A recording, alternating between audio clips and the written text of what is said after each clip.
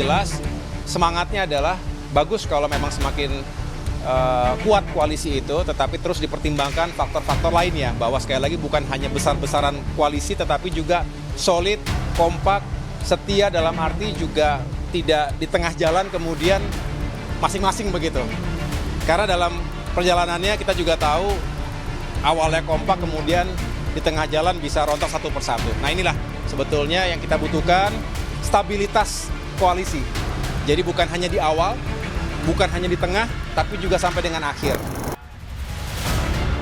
Gerilya Presiden terpilih Prabowo Subianto kepada partai politik yang mengusung rivalnya di Pilpres jelang dimulainya masa pemerintahan baru, isunya kini mengarah pada penyusunan komposisi menteri di kabinet. Namun, sebagai partai eksternal, Koalisi Indonesia Maju yang sudah berkomunikasi intensif dengan Prabowo, Partai Nasdem mengaku belum bahas soal jatah menteri di kabinet Prabowo Gibran. Nasdem pun mengaku sadar diri sebagai partai yang tak mengusung Prabowo Gibran di Pilpres. Belum ada. Dan kita nggak membicarakan hal itu. Tapi kalau dari internal sendiri Pak, gimana Pak? Dari internal nggak ada juga masalahnya. Kita memang menyadari siapa kita. Lain halnya dengan Partai Keadilan Sejahtera yang berisinya akan bergabung dan mendukung pemerintahan Prabowo Gibran 5 tahun ke depan. Kita tunggu saja nanti. Kan udah pada kebagian, tinggal PKS nanti juga kebagian juga. Tapi belum ada jadwal, kapan ke... Sudah dialog, tinggal diatur jadwal. Kira-kira kapan, Bu? Segera. Ikan cepat, ikan gabus lebih cepat, bagus. Kendati banyak partai sudah berikan sinyal kuat untuk meminta jatah kursi menteri, juru bicara Presiden terpilih memastikan Prabowo tidak akan mendapatkan kucing di dalam karung.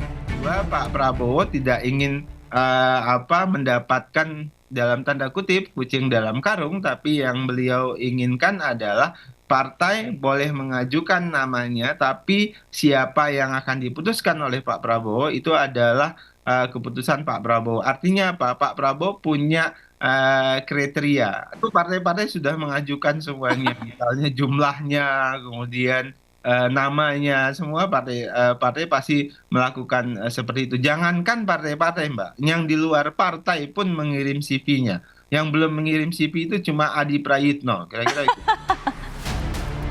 Di sisi lain, analis komunikasi politik menyarankan agar Prabowo Subianto tidak berkoalisi, terlebih memberikan kursi menteri kepada parpol yang tidak mengusungnya di Pilpres 2024. Yang kalah bukanlah di luar, yang menanglah cukup menikmati kekuasaan politik.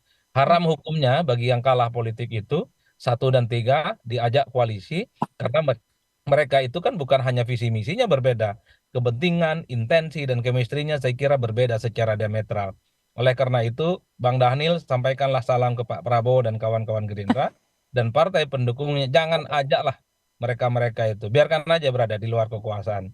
Ini sebagai bentuk punishment bahwa yang kalah pemilu itu harus menikmati sunyinya jalan koalisi di mana mereka itu berada di luar kekuasaan. Potensi resistensi parpol di internal Koalisi Indonesia Maju mulai tampak. Lalu apa langkah Prabowo yang harus ditempuh selanjutnya agar koalisi tetap terjaga? Tim Liputan Kompas TV Jakarta.